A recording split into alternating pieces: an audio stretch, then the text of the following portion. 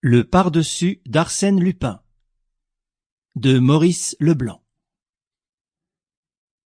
Une production de la Compagnie du Savoir.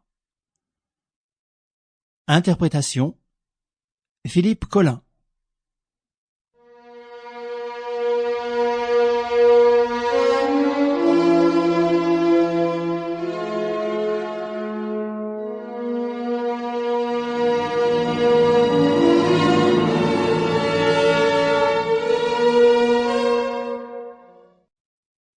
Les mains au dos, le cou engoncé dans sa jaquette, tout son âpre visage crispé par la réflexion, Jean Roxval mesurait d'un pas rapide son vaste cabinet de ministre, au seuil duquel le chef des huissiers attendait les ordres.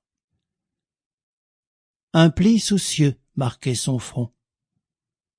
Il lui échappait des gestes saccadés qui trahissaient cette agitation extrême dont on est secoué à certaines minutes dramatiques de la vie. S'arrêtant d'un coup, il dit avec un accent résolu: « Un monsieur et une dame d'un certain âge se présenteront. Vous les ferez entrer dans le salon rouge.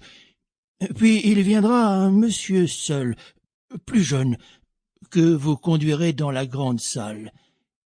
Qu'ils ne puissent ni se parler ni se voir, n'est-ce pas?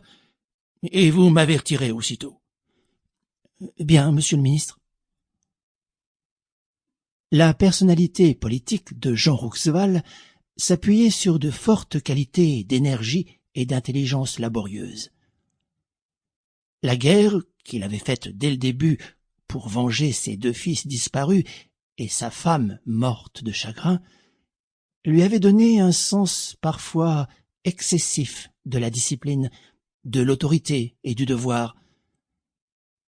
Dans toutes les affaires auxquelles les événements le mêlaient, il prenait toujours à son compte le plus de responsabilités possible, en vertu de quoi il s'arrogeait le plus possible de droits.